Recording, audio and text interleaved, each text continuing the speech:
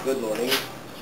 Again, we will try to test our genset to run it by hydrogen produced from water. Here is the apparatus, and we tap it from our standard 12 volts car battery. We get the power there to run our apparatus, the electrolyzer. This electrolyzer separated the hydrogen and oxygen from water. Then, via this hose, this will be transmitted over there to the first bubble. As you see, there's bubbles coming out from the hose. And from the bubble, we introduce first temporarily I introduce the balloon to collect the hydrogen, and that is for test purposes, to check the quantity needed to run a standard genset. However, in actual practice, this will be eliminated. No need to use this in actual practice. From first bubbler, the hydrogen will pass to the second bubbler. And the purpose of this is to protect the system from any further backfire. When there's a backfire, it will stop here. Then from here, it runs to our hose. You see, this is the hose that will conduct our extracted hydrogen from water. This first joint here is our modified flashback arrestor. Also with this one, second flashback arrestor. And we have here a transition from big hose to small hose. And from here we have the regulator. This controls the flow of hydrogen. And this one also is a proven effective flashback arrestor. We discovered this accidentally. Okay, we insert it here.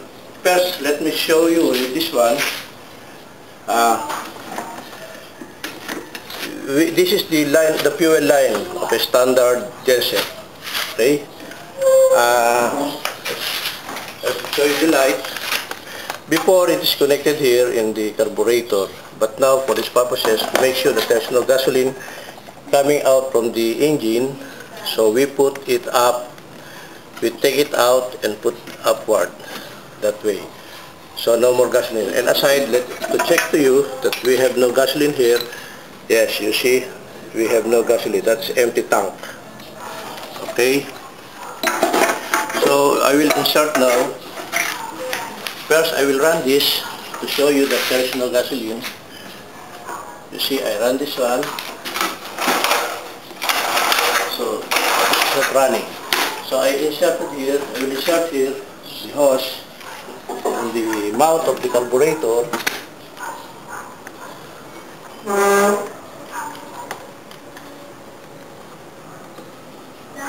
You see, I inserted it here to the mount of the carburetor. Okay, and release this one. So I release this and ready to run our genset. Okay, ready. Go. See, it's working out. Just watch how it works. It's working, running, and you see how it bubbles there.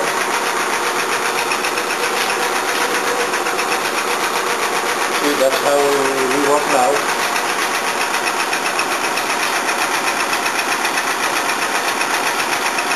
It's working. You see how the engine works now.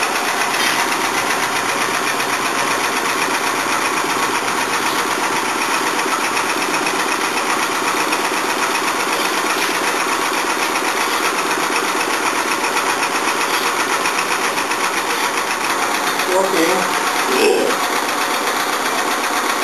The genset is now running.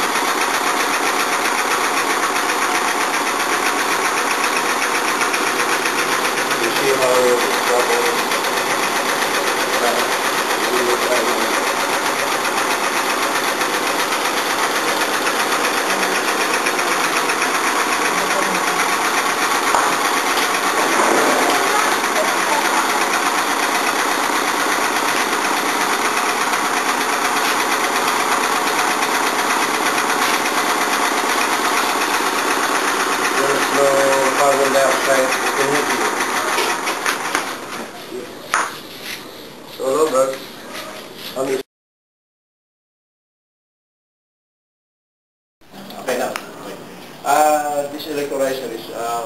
small.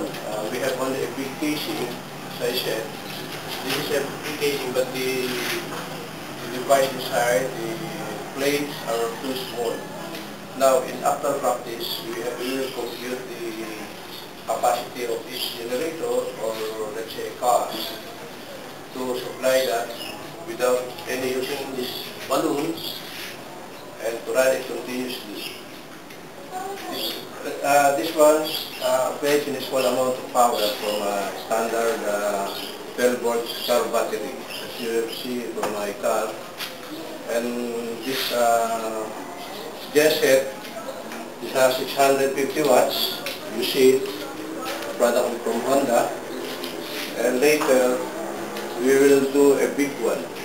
And I believe that this is a breakthrough to run a car using alternative fuel, a free energy, a free fuel.